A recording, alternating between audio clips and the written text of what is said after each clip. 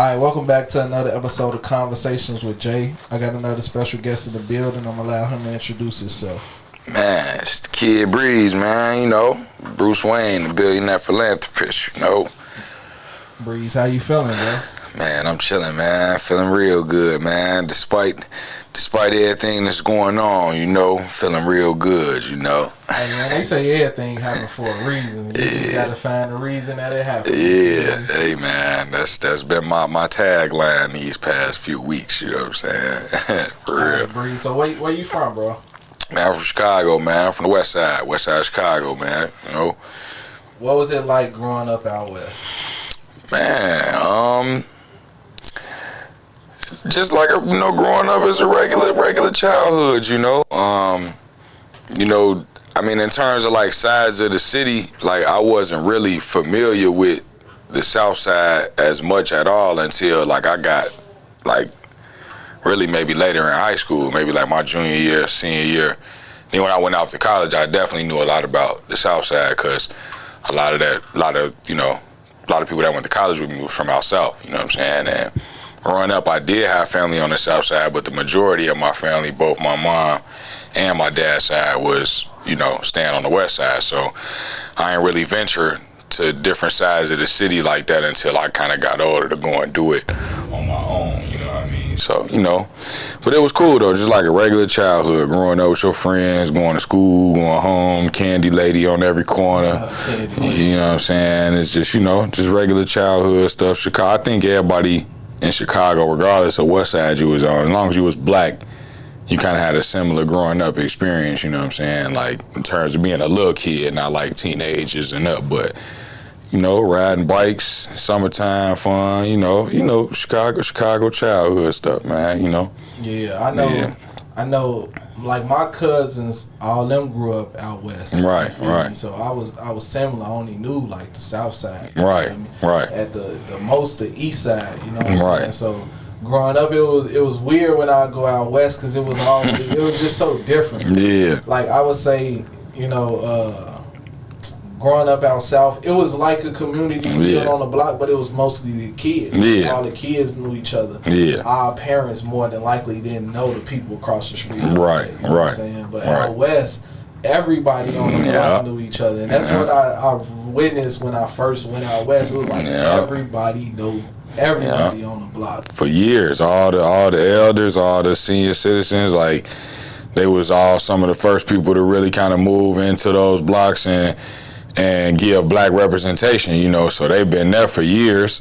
Then they had their kids, which is our parents, they grow up and go to high school together. And, like somebody like my dad, he went to like 2 different high schools. He went to Farragut, ended up graduating from Crane. So, just all around the city, you running into these different people. And then you find out that his son go to school with your daughter. And, it's just a continuous generation of just community that grew up alongside one another, Yeah, something I used to just hate to admit this, you feel me? Yeah. I used to always say the best hoopers is on the South Side.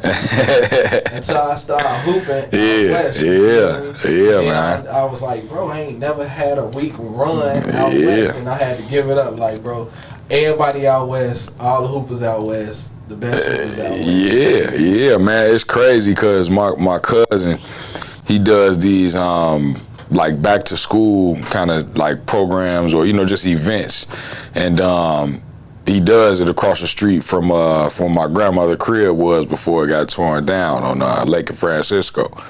And he'll do it, across at the elementary school, Willard Captain. So, I come out there every year, come hoop, just come, represent for the kids, just come and just be a good representation for what, the program stand for. And he'll have these basketball tournaments, and I'll be seeing, be some dudes we grew up with, of course I moved around, all over, so, you spend time away from somebody, but you see them, like 10, 15 years later, and you remember, like, we used to hoop growing up, but, life, everybody started living, looking different, grown beards, smoke squares now, you know what I'm saying, but them same dudes, we out there running, and they still got it. I'm talking about they still, like, it's crazy, like, still, I thought I was still, like, active, because I still run, work out and everything, but I know fool now probably don't do a lick or none of that, and still can still do like, you know, like how we was growing up, you know, so. Yeah, still crazy with it. So I always say,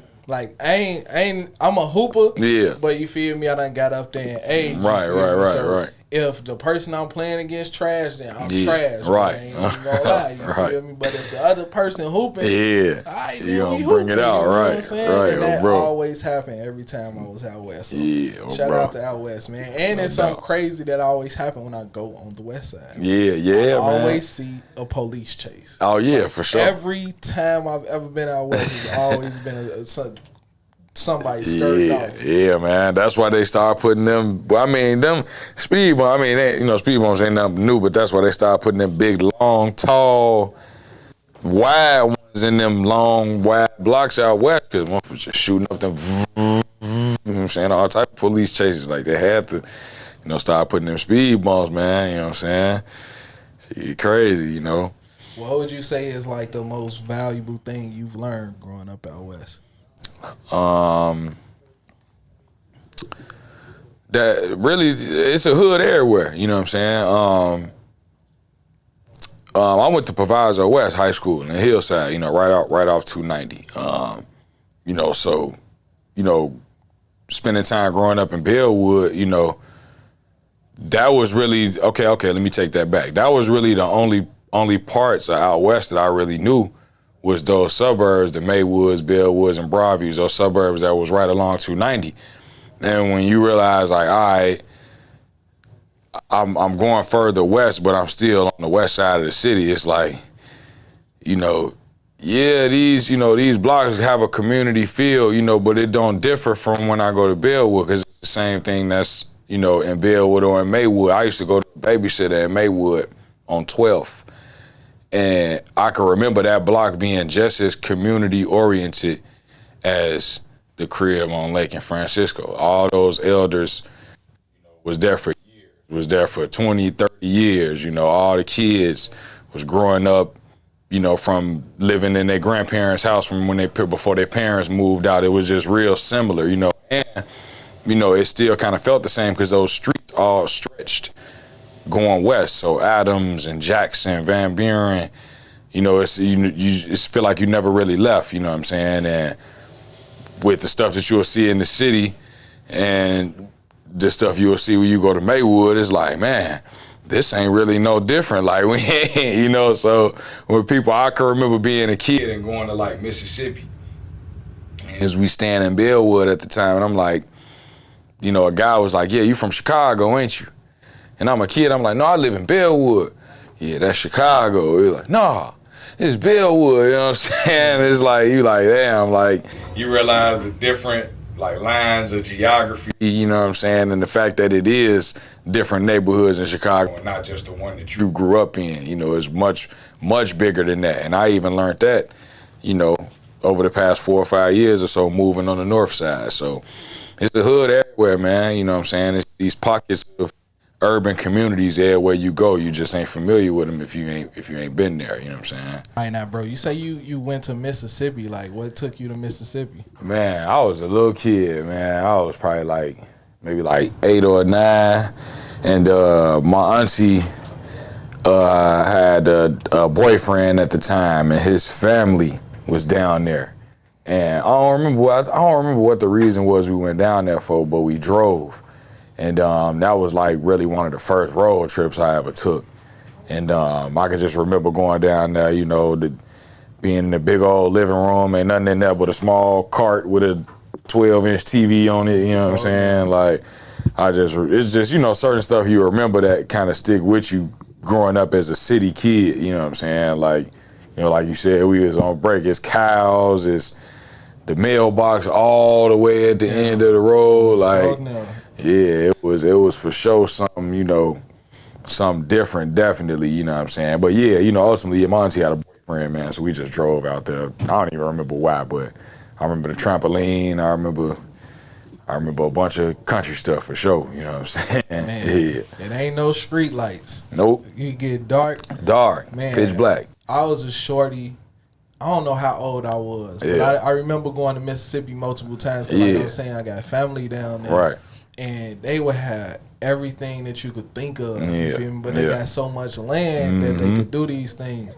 And when it got dark, bro, all you would see is the dog eyes glowing. Yeah. What the fuck going on? What the fuck is that? Yeah, you know what I'm saying? Lightning bugs, all type of crickets, everything, all type of bugs. It would be crazy, man. It would definitely be crazy. You know Shout out Mississippi. Now, sure. What you say you went to college? What college you went to? I went to SIU, Carbondale. Okay. Yeah. I done interviewed a lot of people that went to SIU Carbondale. I got a quick SIU Carbondale story myself. Word. I wanted to go there and get in. You feel me? But my cousin down there, all my guys got in the SIU, so that's where they went. All right. So we take my cousin down there so he gets settled in and everything.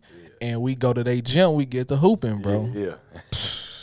These white boys ran us, bro. Yeah. We didn't score, bro. But y'all was in the wreck. Yeah, we didn't score a point, bro. They completely demolished us, bro. And we ain't get a chance to run it back or nothing. We ain't get back on the court, nothing, bro. Yeah, bro. Game over. They had some white boys out there that'll get down for sure. Bro, they ran us, bro. I couldn't believe it. And then we ain't even get a chance to run it back, bro. Like the fuck is going on out here? They want it done up in there. I mean, less motherfucker at the gym to themselves, like, you know, because everybody's a million and one necks up in there, you know what I'm saying? Bro. So, you know, it get real in that wreck, man. You know, I for sure play in the murals and stuff down there, you know, so I know what that wreck life like for sure. You know what I'm saying? Tragic, bro. Tragic. No doubt. Never got done like that before, man. So it happens, you know. I went to Springfield, got did the same way. They weren't white boys, but I sure wasn't expecting to go to Springfield get bust. Man, you know they say the white boys be shooting, but you ain't never experienced it. Them boys was fucking shooting, bro. Yeah, man. So what you go to SIU for? What was your major? I went for mass communication, radio and television production. Okay. And minored in theater, like theatrical production, you know what I'm saying? So stage design and stuff like that, you know what I'm saying? What made you want to do that? Man, for real, I didn't even want to go to college, for real. My initial plan was to just like find a trade or something that I could, you know, get some money off of. And my first thought was like being a barber, like going to barber school or whatever, you know what I'm saying? But I had friends, you know what I'm saying, in high school who was applying to colleges and shit like that, like, you know, putting in the different apps and, you know, niggas applying for Howard and U of I and like these big out-of-state schools, you know what I'm saying? I'm sitting here like, man, I just want to cut hair, I want to be a barber, you know what I'm saying? Like, just, and really, not even just cut hair, because I don't want to demean like a barber's profession, but I just wanted to get some bread and something that I was slightly interested in. Like, I used to cut my own hair and line the guys up in high school, you know what I'm saying? So I'm like, all right, that's something decent. I want to DJ and stuff too, I want to do a bunch of stuff, but I didn't see college being a way to do any of that, be an entertainer, a DJ, or cutting hair. Like, to me, college was for, like, when you got to go to work, you know what I'm saying? Like, real life, like business and like stuff like that, you know what I'm saying? So once I seen like a bunch of my friends applying, getting into these schools and stuff, I'm like, maybe it ain't such a bad idea to at least try, you feel me? And then I had a dean in high school that went to SIU. He played football. And it was this girl that I was cool with, and that was her dean too. So she used to be going to see him about her college applications. And I just used to be fucking around in the hallways, just bullshitting, not going to class. So I would be going in there with her. This is our last year in high school, so I ain't really, doing much. And he used to be seeing me come in there like 2-3 times. He's like, man, what you doing? Like, you coming in here, like, what you got going on? You know what I'm saying? Like, and then that's when he convinced me to put in an application to SIU, because he had like vouchers for the fee. You have to pay to apply, so he gave me like a voucher. And I ended up getting in, shit. And when everybody else was like, all right, I'm going away to Texas, and I'm going to Delaware, I'm going to Florida, I'm going to Virginia, I'm like, fuck it, I'm finna go too, you know what I'm saying? And shit, I ended up going thinking like, I'm probably ain't gonna finish, I'm probably gonna go 1 year, be fucking around, kicked off partying, you know what I'm saying? I ended up graduating, you know what I'm saying? And the production programs that I was, taking classes and stuff for to graduate, that's what got me into like making beats and stuff like that. You know what I'm saying? Well, really deeply into making beats. You know what I'm saying? So you wasn't making beats at all before that? I was, but they was trash though. Okay. Like they was like, my cousin, like they had Fruity Loops on the computer, you know what I'm saying, you know, back at the trap. So I'm like, all right, when they'll be gone, I'll be, you know, playing around with it or whatever. But it wasn't nothing worthy to could say like I'm a producer or I make beats or nothing like that, you know. But once I started seeing how similar music production programs was to film production, Final Cut and stuff like that, I'm like, oh man, so I could cut a sound and just make it loop back and forth. I'm like, you could do the same thing in it, you know what I'm saying? And then I had my boy Monty P, who kind of just was the glue to all that, just really telling me the real functions of it. And I just got cold, probably like 2010, you know what I'm saying? So that's when I really got really good, you know what I'm saying? So what came first, the beat making or the rapping? Oh, the raps, definitely. Yeah, I've been writing raps since I was like a little shorty, like before I ever got involved in anything adult, street or anything like that, I was writing little like raps, like, you know what I'm saying? Like just little poems, you know, I was a writer growing up. Like my OG used to tell me, like I used to just write little anything, short stories, you feel me? I don't know, paragraphs, like make believe stories. And I was a little kid, like that's something I used to do a lot, you know what I'm saying? And it just translated over to, you know, I like rap music, so I'm finna try to write some raps myself, shit, you feel me? Like, so, but it was definitely the rap first, though, you know what I'm saying? All right, so you get cold at the beats, right?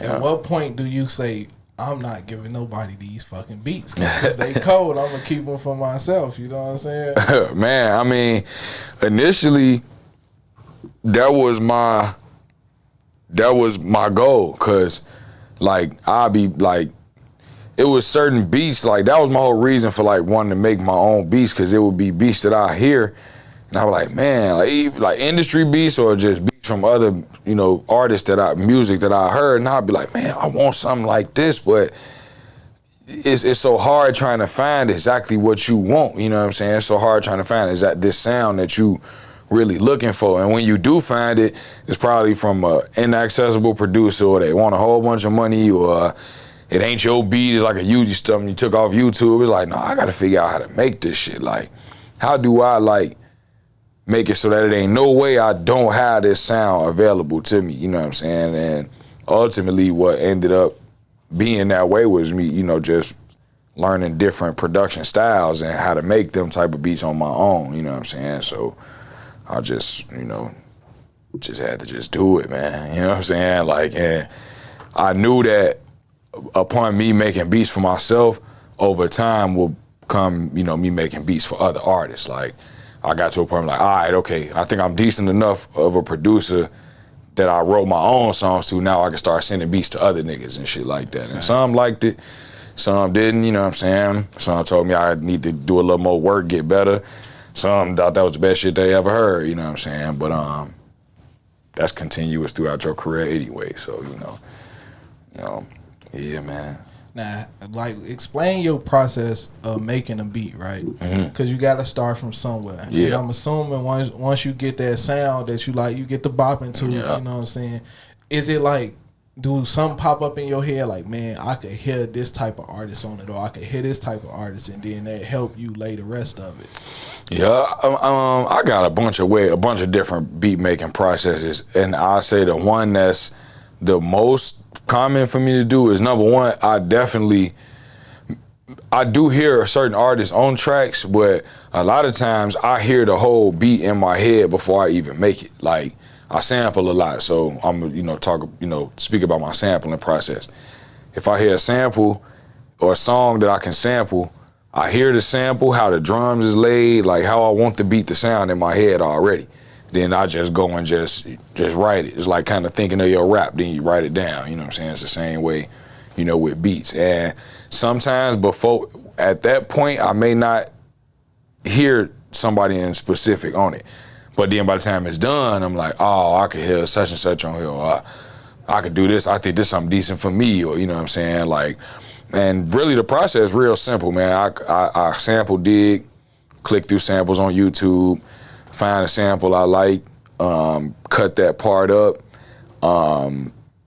figure out like the type of tempo I want it to be, you know what I'm saying, the type of feel I'm looking for, and either at that point I'll decide whether I want to put drums on it or just leave it as the sound that it already is, that kind of just, you know, raw as is type sound, you know what I'm saying, and shoot, loop it up, make it long enough to make a song to, and that's it. Real short process, like nothing really too intricate, you know what I'm saying, but you know, in terms of the thought to the end product of the song, that may take anywhere from a day to months, you know what I'm saying? You never know, but.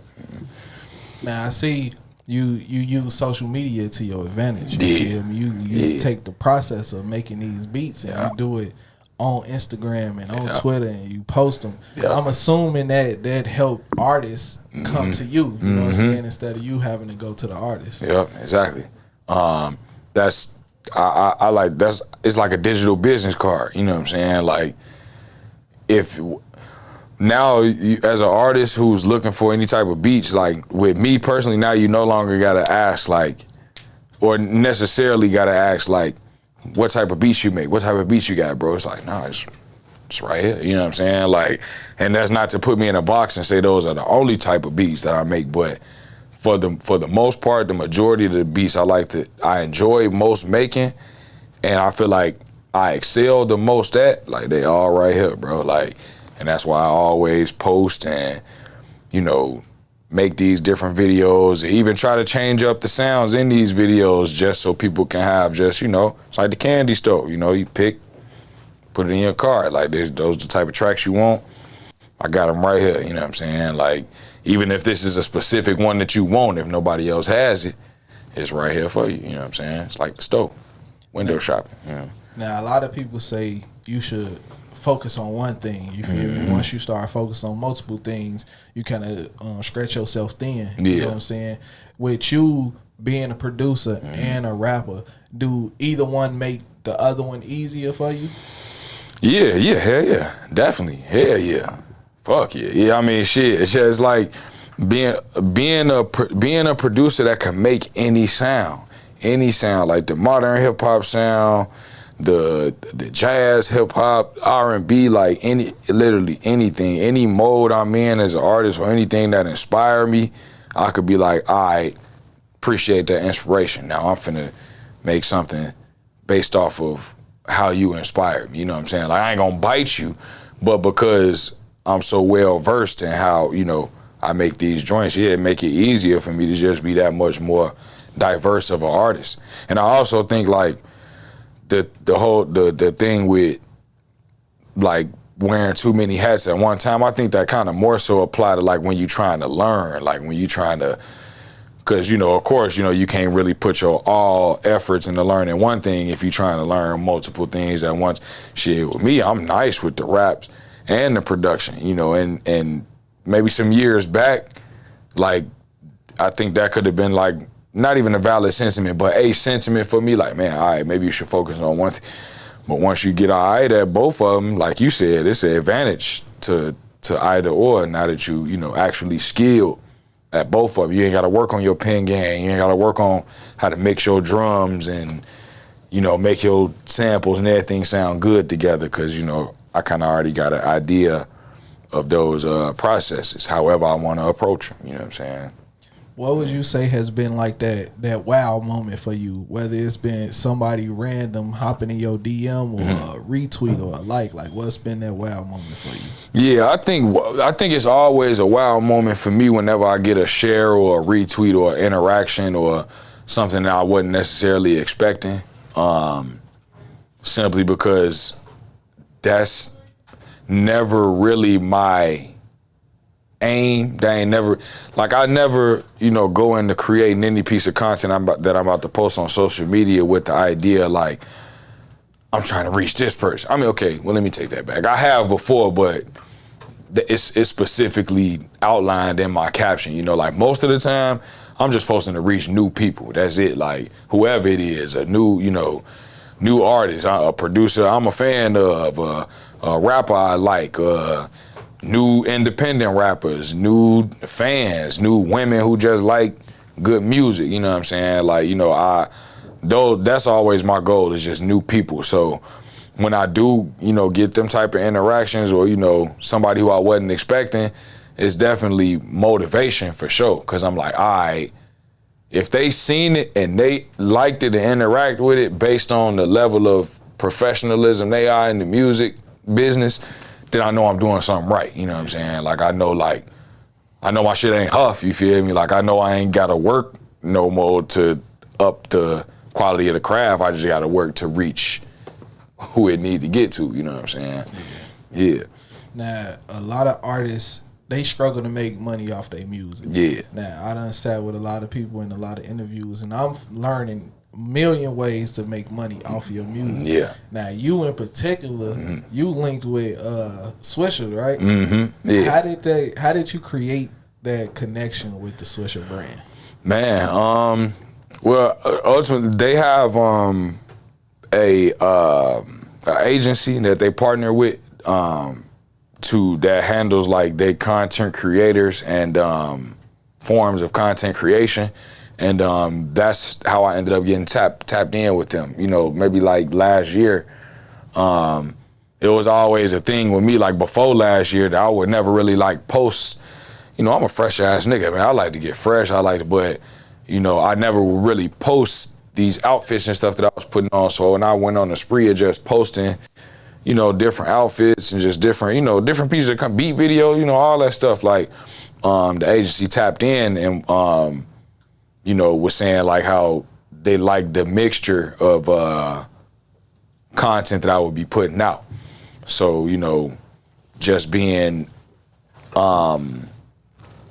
relatable to the culture, you know what I'm saying, reaching, different crowds and stuff like that. Because when they emailed me, ultimately, when they reached out for the Swisher content creator partnership, I thought it was just like some spam, like some, I said, well, another one of these, found your email on Instagram as, you know what I'm saying? But no, it was an actual personalized message, you know what I'm saying? And, that's when, she told me, basically, I like your style, nigga. Like, we trying to do some work with you. And ultimately, that's what it is, a content creator partnership. So whenever they have different sets of content that they want created or, marketed to a specific crowd, they'll reach out to me, they'll give me the set, give me a price offer, and, get it knocked out, you know what I'm saying?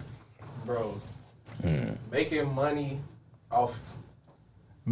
off your likeness, bro. Yeah. That probably got to be like the best feeling in the world, because it's like I'm literally just being myself and people want to pay me for that shit. Yeah, and that's the first time, like, I mean, don't get me wrong, how a lot of like, independent brands, and let me not say independent, just I have a lot of brands, friends or even people that I don't know that would always reach out like, man, I like the outfits and stuff you post, bro. I like the videos, man. Here, like, take a t-shirt, do a video for me, woo woo. But it had never been from a company or a corporation that was offering actual dough. So that was my first time, you know what I'm saying, being offered a partnership with a company that's, paying money and product versus, just product. And I appreciate just product endorsements, like, nothing against that, but yeah, Swisher, they up in the check, you know what I'm saying? So, shout out Swisher Sweets. Gonna keep it going as long as I can, you know what I'm saying? Man, once again, that also has to make the process a little bit easy, because I'm assuming it take a little bit burden off your shoulders, where you're like, okay, I was doing 10 different things to get some bread, now I could take that down to 3, you know what I'm saying? Yeah. And it's like, shoot, now, you feel me, it's like an addition now. So it's like, I could look at it that same way, but I could also look at it like, all right, damn, now I was only doing 3 things to get some bread. Now I got 4. Facts. You know what I'm saying? Like, and that's exactly how it's been, you know what I'm saying? With anything that I'm able to do relating to my, inspired career and being paid for it, you know what I'm saying? What would you say has been your favorite song to put out? Because I know everybody loves 702 Freestyle. Yeah. What's your personal favorite, though? My personal favorite of all time, or just off that last project I put out? All time. All time. Or better yet, you can give me like a top 3, top 5 Kid Breeze classics. Right. Man, all right. Well, I definitely got to put 702 freestyle up there. Not because it's like a listener favorite, but because I had that song for so long. That song went through like 3 different song processes. Like I might have recorded that song 3 different times, 3 different ways. You know what I'm saying? Yeah. 2 different verses. I had Audrey Valentine singing on a version of it. And then the third one was the one that I actually used, for the project. But yeah, that one, I feel like that one kind of just encompasses who, I am musically, like just a real heavily 90s based rap nigga, you know what I'm saying? Like, but not limited to 90s music. So yeah, definitely gotta say 702 freestyle. I have to say Finna Slide too from I'm Bustin' Moves, you know what I'm saying, with the swinging sample, you know what I'm saying. I just thought that one was just some fly shit. Like Stolly, the rapper that was signed with MMG, he sampled that same song.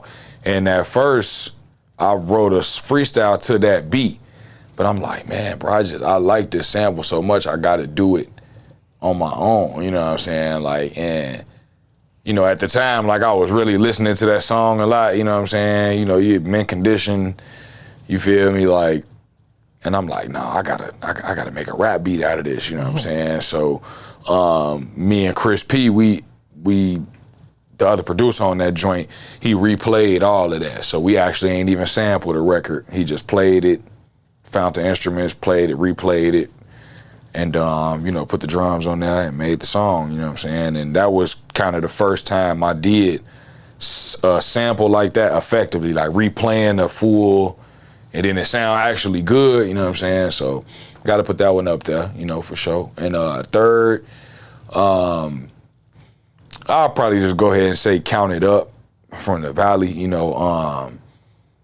that had been one of my more interactive songs,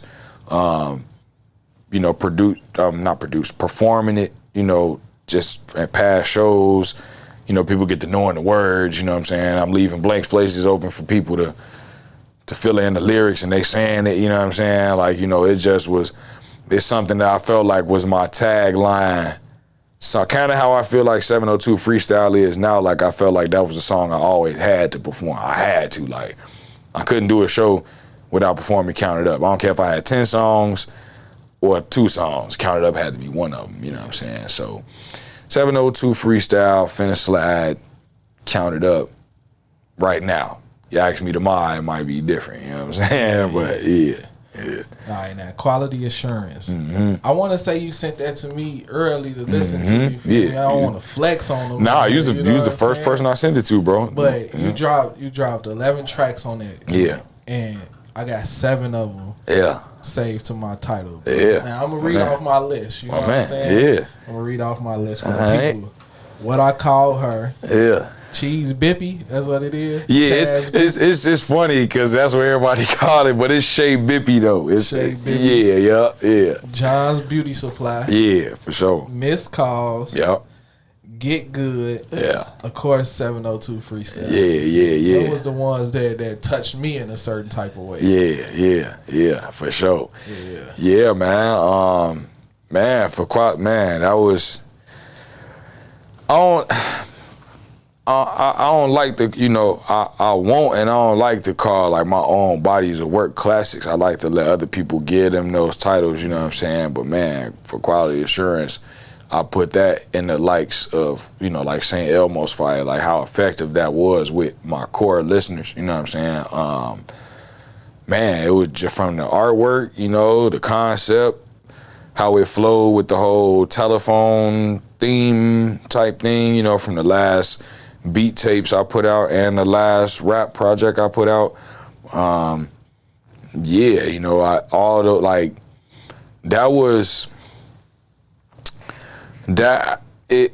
was an album that it started kind of like how 702 Freestyle had 3 different versions. Like that album had 3 different versions. It started out just being just an instrumental project. Right. because all them beat videos and stuff, you know, people was really liking them out. They was receiving them well, good engagement.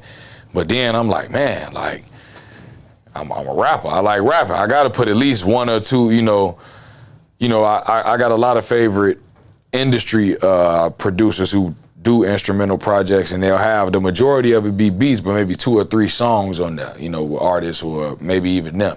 And that's what I was gonna do after that. I'm like, no, I gotta put some songs on it. It can't just be a beat project. I gotta put, but then once I got to making more songs, I'm like, this might turn out to be more songs than beats, you feel me? Like, and I'm like, all right, if I'm gonna do it like that, then I might as well just do, you know, a whole album and just, you know, continue with beat videos or, you know, different ways to showcase the production, but let's make this a full album, you know what I'm saying? And that's how it ended up turning into what it was, you know what I'm saying?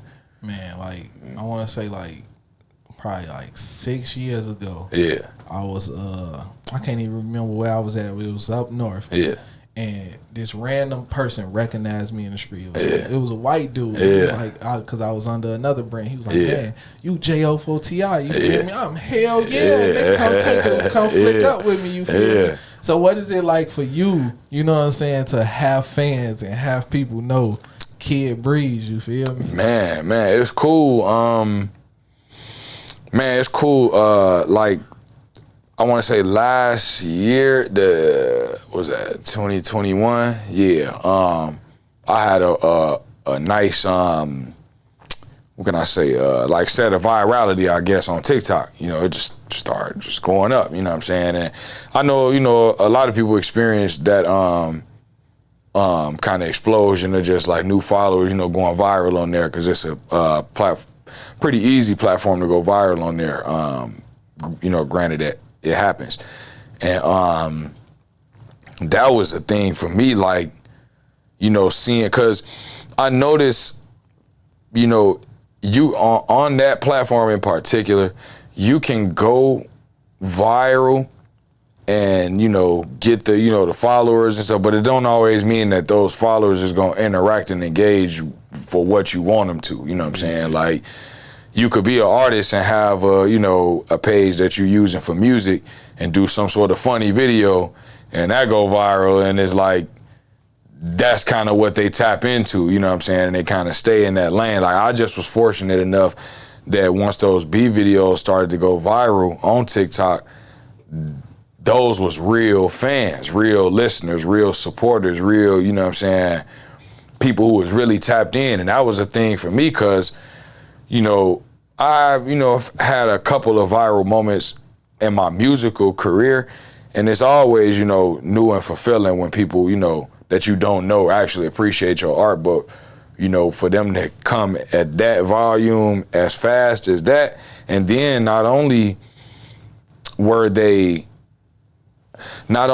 supportive on the platform, but because the music in those beat videos were from instrumental projects that I had on streaming platforms, the plays were translating. So now they was actually going and playing on Apple Music. Like, I can remember the first maybe week or so, you know, I had like maybe like 1,000 plays for that month or whatever. You know, the month wasn't even over, but maybe like that. Then I went back and looked maybe like 2 weeks later. Then it's at like 4,000 plays. I'm like, okay. It's just Apple Music though, you know what I'm saying? And I go back maybe 2 weeks later, I'm at 7,000 plays, you know what I'm saying? That like, shit was working. Yeah, it was really like shooting up, you know, I'm actually long balling them weeks. Like, I want to say maybe like days. I go back today, 1,000. Tomorrow it's like 3,500, you know what I'm saying?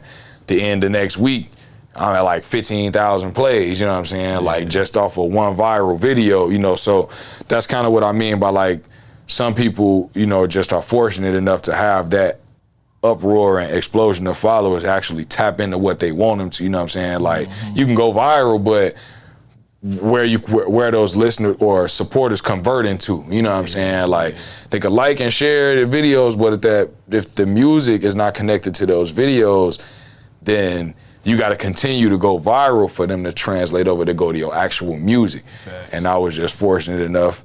The minute I started going viral, it was like 5 of them videos that was songs that was already on beat tapes. And to this day, that was like my top 5 played songs on Apple Music, you know what I'm saying? So, you know, from there, you'll have people, oh man, bro, I found you from the blah blah blah from your instrumental mixtape, but I was just listening to St. Elmo's Fire, man. And I like ooh, you know what I'm saying? Like they start going down your whole catalog. Yeah. So I imagine that's what, you know, people refer to, you know what I'm saying, like for niggas who've been grinding for so long, you know, and they finally get an opportunity or get a small deal, you got all this music in your back catalog, and now they finna go eat all that up. Shit like making sense. Yeah, and I experienced that at a slightly smaller scale with the whole blowing up on TikTok thing. So yeah, man, it's definitely, it's, to me, whenever somebody don't know me personally but are willing to recognize me or reach out because they know the music, man, that's always a good feeling, bro. It's just all like always. I can never think of anything negative to put the light on that. You know what I'm saying? Like, I think you did it the right way. I think a lot of artists they follow TikTok trends and they don't actually create the trend. Cause now you think Gunna locked up and his top off freestyle going crazy. Everybody making these videos. You know what I'm saying? So you gotta make music that's one relatable to, two that's cold. You feel me? Once you make that cold shit, it's automatically gonna grow legs if it touch the right type of people. And TikTok, the place for that shit. You know what I'm saying? To know that people went from your TikTok page and they actually started searching you. You know what I'm saying? Like, I don't know if you planned that, but you know what I'm saying? For it to happen, I'd be like, hey, bro, I'm giving out marketing lessons now. You know what I'm saying? Bro, it was legit. Like, I didn't plan it. It just so happened to greatly work out like that. Like, you know, just because TikTok is just like Instagram. You know, it's one of them social media platforms that your music automatically linked. I wasn't even thinking. I just, you know, I posted a video on there just to see what would happen. You know what I'm saying? Like, I didn't have no expectations. I wasn't like, all right, I'm gonna make this video for TikTok. Like, it was a video that I had already posted on Instagram already. Just repurpose that shit. Yeah, just like, fuck it, just see what happened. And when it started to work out, I'm like, all right. Then I got to the videos that the music was on streaming platforms. I'm like, oh, damn, like, they actually going to listen to, you know what I'm saying? Well, not actually, I wasn't surprised, but like, damn, they following up with their interests, you know what I'm saying? So, man, it worked out decent for me, you know what I'm saying? For sure. You know? Man, it seemed like this year going by super fast, you feel me? We in July, we finna be fucking in August, you feel me? And like, what would you say is some of your goals for the year coming to an end, you know what I'm saying? Like, what's something else you want to accomplish? Well, one of my continuous goals that I'm always gonna keep on the forefront of my list of goals is to always reach new people. I always want, like, more and more and more, you know, new and not even, you know, just a big group of new people, but new effective people that have, you know, great networks, you know what I'm saying? People who, you know, people whose following or fans are just as engaging as, you know, I feel like mine are, you know what I'm saying? Like, being able to get in the crevices of those who I know will appreciate the type of music that I make, you know what I'm saying? So definitely before the year is out, you know, I mean, if I could put like a number cap on it, I would say I want to reach and make engaging followers out of 100 new people, you know what I'm saying? If I had to put a number description on it, you know what I'm saying? Definitely to just continue to stamp my brand even harder, you know what I'm saying? Just the fly shit, you know what I'm saying? The honest shit, the raw shit, you know what I'm saying? The relatable shit, you know, just the aura that I give off, you know what I'm saying? Like, really make that like a household thing, you know what I'm saying? Or a household thing, you know what I'm saying? People just familiar with it. When you hear, you know, a certain type, and I feel like I'm doing a good job of this right now, but, you know, when you hear certain music, you know that's Kid Breeze shit. Yeah. When you see a certain setup, you know Kid Breeze has something to do with that, you know what I'm saying? Like, just, you know, painting the walls with my brand, you know what I'm saying? Like, and not even in a physical, super physical sense, but just to, like, all right, nah, we know how he coming as an artist, you know what I'm saying? Like, so whatever's going on and, you know, he in tune with or, you know, got something to do with, like, you can feel that shit, you know what I'm saying? Like, and, you know, I think those some of the most or the more successful artists in the game when that's the case with them, you know what I'm saying?